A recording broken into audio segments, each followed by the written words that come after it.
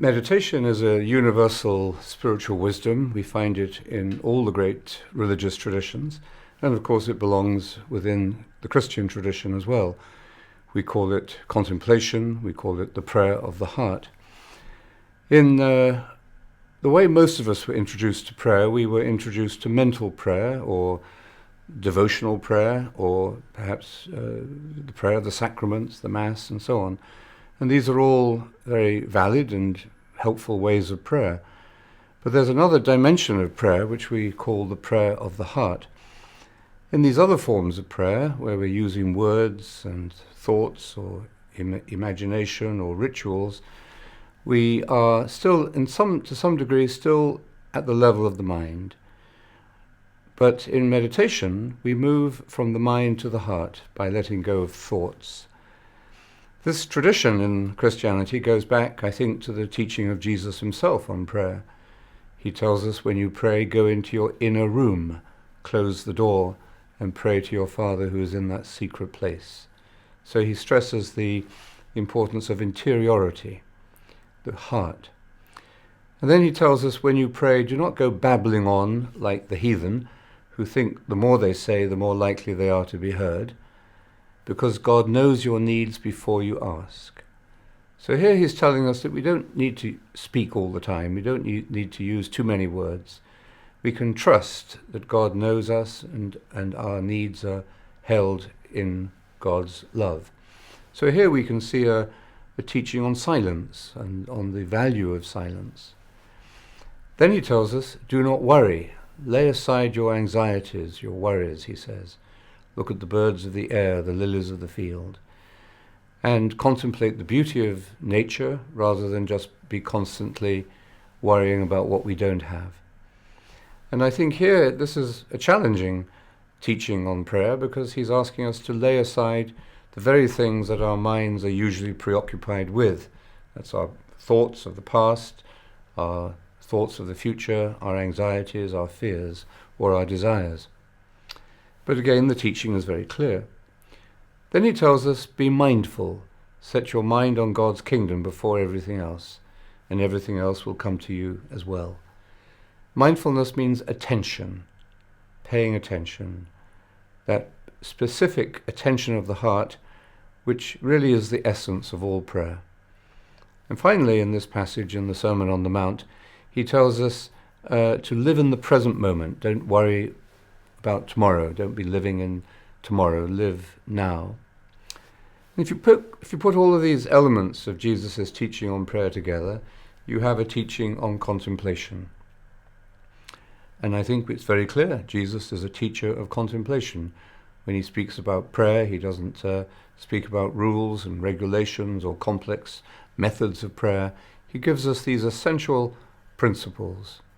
They point to interiority, to silence, to freedom from worry, to a calm mind, to attention, and to being in the present moment, to contemplation. So Christian meditation is grounded, is rooted in the teaching of Jesus himself on prayer. Now we have a long tradition after the Gospel in which the great teachers of prayer in our mystical tradition have explored how we can put this teaching into practice.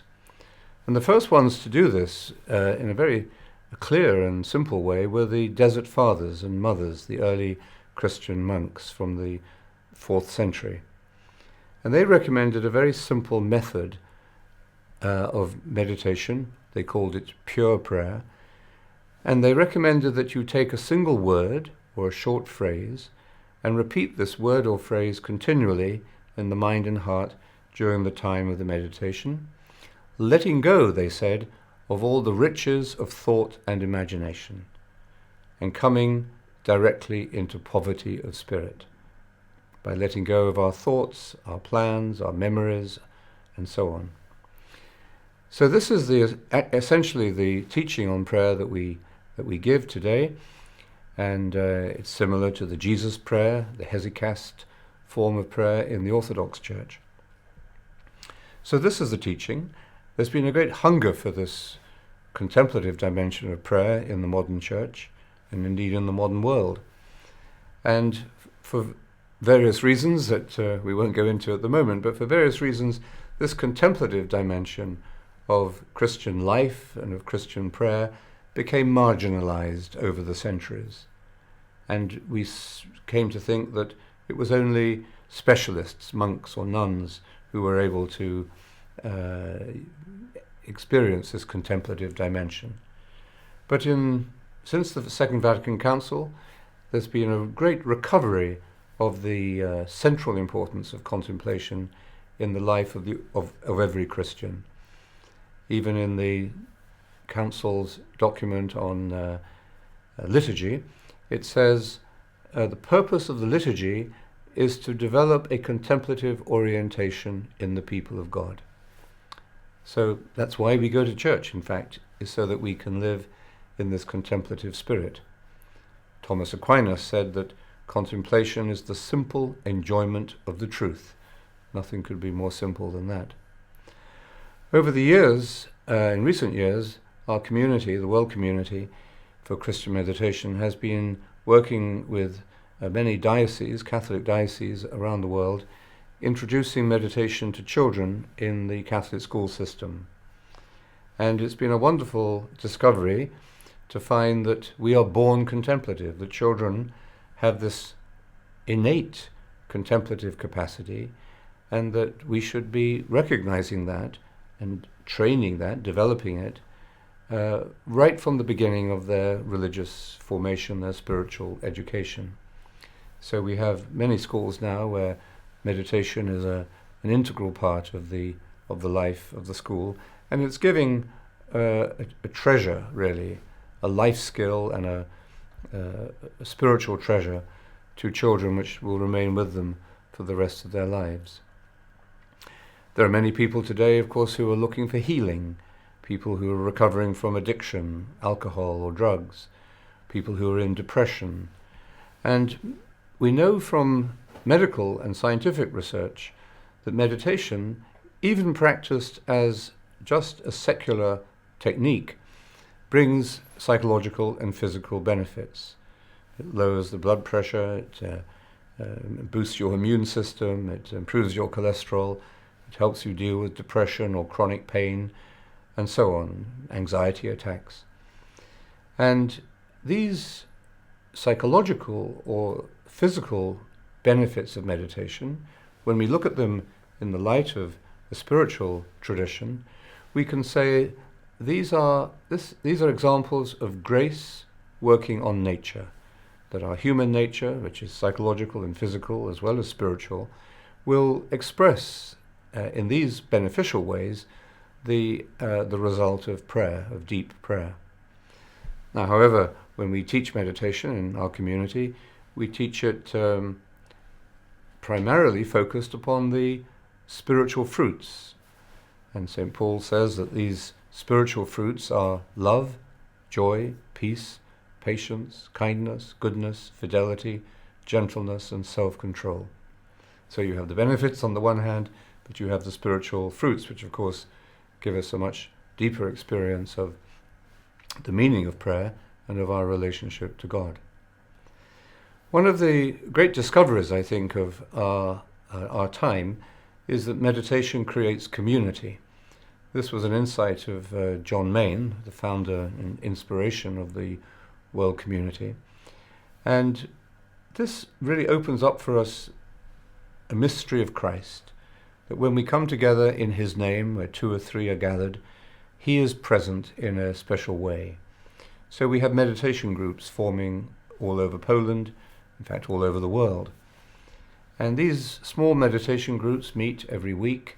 They meet in churches, in people's homes, in schools, in places of work, in hospitals, universities, which meets quietly to share the teaching, to maybe listen to a talk or read something from the contemplative tradition, and then, most important, to meditate together for about 20 or 30 minutes together in silence. And then after the meditation, there's an opportunity for questions or discussion.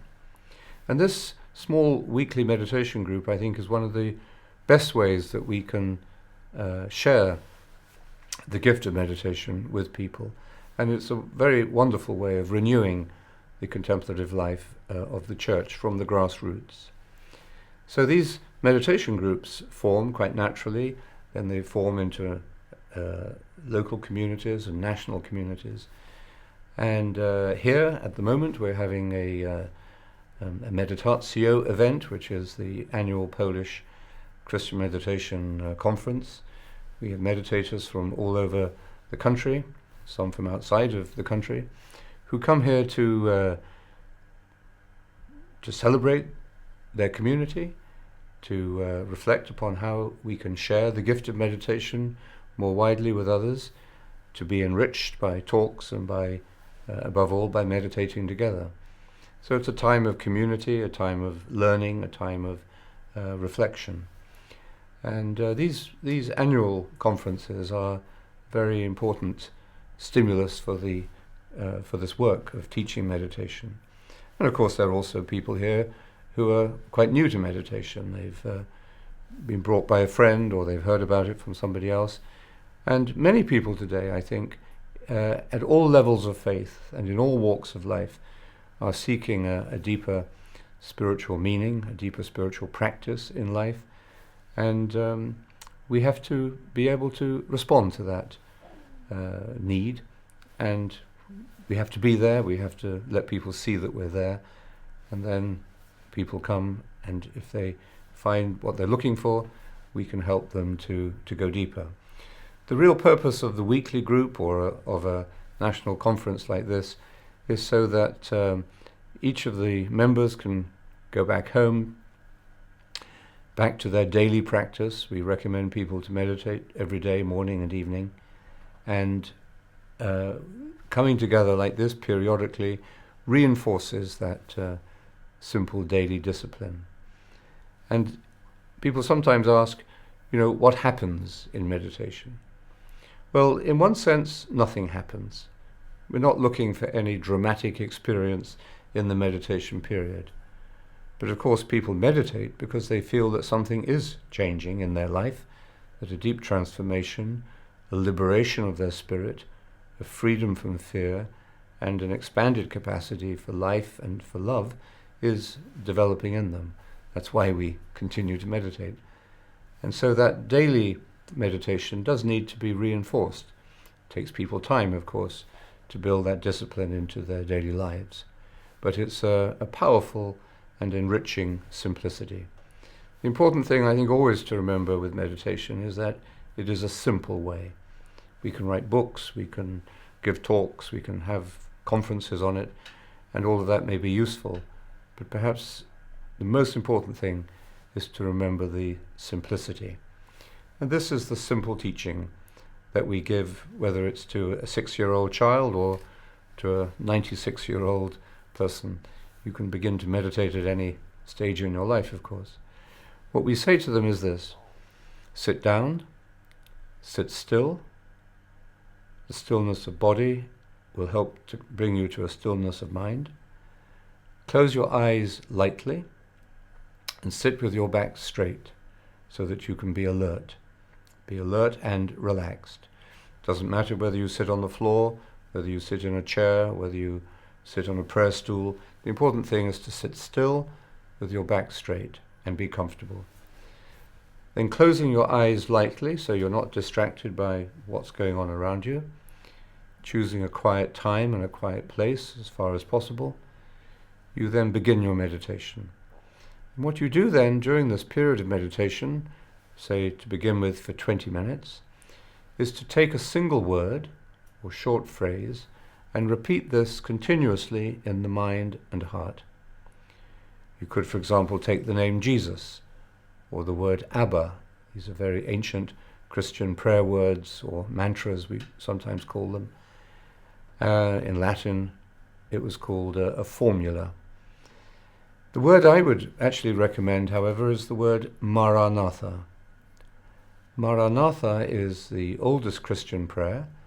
It means, "Come, Lord." It's in Aramaic, the language that Jesus spoke, and St. Paul ends the first letter to the Corinthians with it. So it's a very sacred word in the Christian tradition, and the sound of the word and the length of the word also make it a very suitable prayer word for your meditation. So then you begin to recite or repeat your word silently in your mind, in your heart, and listen to the word as you say it. Articulate the word clearly in your mind, listen to it as you say it, and say it gently, without force.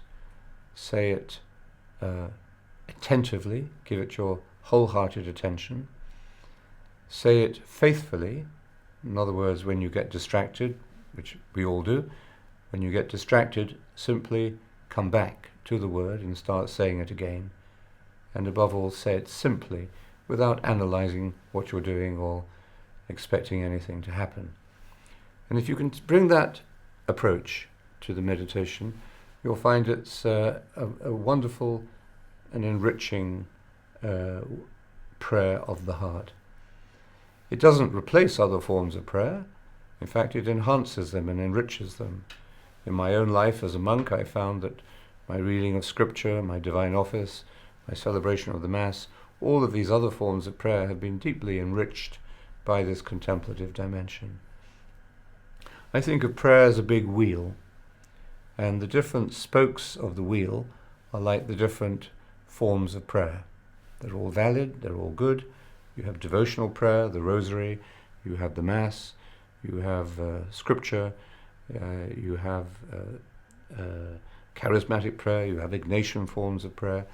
And all of these forms and schools of prayer, schools of spirituality, they should never be in conflict with each other. They express different aspects of our journey and relationship to God. But all of these spokes of the wheel converge and meet in the hub of the wheel. And that's where we really understand what meditation means.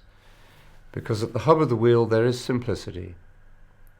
And there is, in the Christian understanding, the prayer of Christ himself.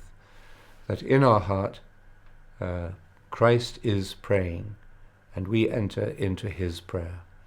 This is why St. Paul says, we do not know how to pray, but the Spirit prays within us. So that's our theology. That's the simple, basic theology of the indwelling Christ and Christ dwelling in us, and that as we leave self behind, we leave even our own prayer behind and enter into a full and life-giving union with him. Meditation is a simple practice, a simple way of prayer that we can build into our daily lives, early morning, early evening. But it has a remarkable transformative effect on every aspect of our life and reveals to us really that our life is a journey to God. When people first begin to meditate, they often feel this is a very private and kind of prayer. It's not really private, but it is personal. And it's a solitary form of prayer in the sense that I can't meditate for you, and you can't meditate for me. I can't say to you, look, I'm feeling a bit jet-lagged today, would you mind doing my meditation for me?